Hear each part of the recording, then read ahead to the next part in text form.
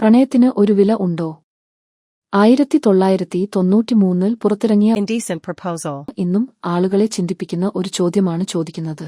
ഒരു രാത്രി മാത്രം $1 മില്യൺ കിട്ടിയാലേ നിങ്ങൾ എന്തു ചെയ്യും? David, Diana. അവർക്കു പ്രണയം ഉണ്ടേ, പക്ഷേ പണം ഇല്ല. സ്വപ്നങ്ങളോടെ ജീവിച്ചിരുന്ന ഈ ദമ്പതികളുടെ ജീവിതം ഒരു തെറ്റായ തീരുമാനം കൊണ്ട് തകരാൻ തുടങ്ങുന്നു. കടങ്ങൾ കൂടുന്നു, ഭാവി അനിശ്ചിതമാകുന്നു. അപ്പോൾ അവർ പോകുന്നു ലാസ് വെഗാസിലേക്ക്, ഒരൊറ്റ പ്രതീക്ഷയോടെ. പക്ഷേ അവിടെ അവർ കാണുന്നത് ജോൺ കേജ്, ഒരു ബില്യനെയർ. അവൻ സാധാരണ ആളല്ലാത്ത, അവൻ എന്തും വാങ്ങാൻ കഴിയുന്ന ആളാണ്. പിന്നെ വരുന്നു ആ ഓഫർ, $1 മില്യൺ. ഡയാനയോടൊപ്പം ഒരു രാത്രി ചെലവഴിക്കാൻ. ഒരു രാത്രി, അത്രമാത്രം. ആദ്യം അത് വിചിത്രമെന്ന് തോന്നും, പക്ഷേ അവസ്ഥ മോശമാകുമ്പോൾ അത് ഒരു അവസരമാകുന്നു. അവർ സമ്മതിക്കുന്നു. പക്ഷേ കഥ ഇവിടെ തുടങ്ങുന്നു. കാരണം പ്രശ്നം ആ രാത്രിയല്ല, അതിനുശേഷമാണ്. വിശ്വാസം ചിതറുന്നു, അവിശ്വാസം വളരുന്നു, പ്രണയം മാറിത്തുടങ്ങുന്നു. ഡേവിഡ് അത് മറക്കാൻ കഴിയുന്നില്ലാത്ത, ഡയാന അതിന്റെ ഭാരം സഹിക്കാൻ കഴിയുന്നില്ല.